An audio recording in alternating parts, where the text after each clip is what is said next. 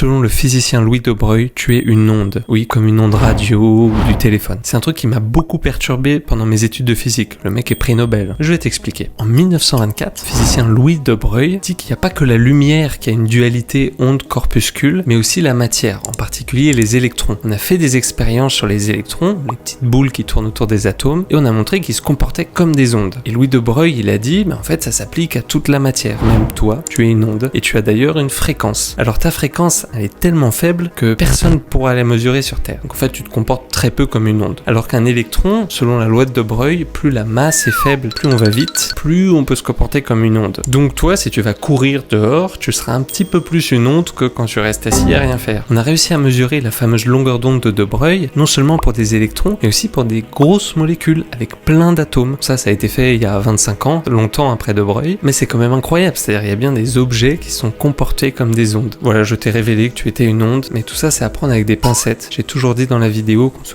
comporte comme une onde, parce qu'en fait, les électrons, ou ce qu'on a observé dans des expériences de physique, ils ont un comportement similaire à une onde, c'est-à-dire décrit par les mêmes équations qu'une onde. Ça veut pas forcément dire qu'ils sont une onde. Donc ça dépend des teams. Team de Broglie, il pense que tu es une onde, et d'autres physiciens qu'on a pris Nobel aussi pensent que tu n'es pas une onde, juste que tu te comportes comme une onde. Donc je te laisse choisir si tu es une onde ou pas. Si toi aussi tu te sens un petit peu différent parce que tu es une onde de temps en temps, abonne-toi.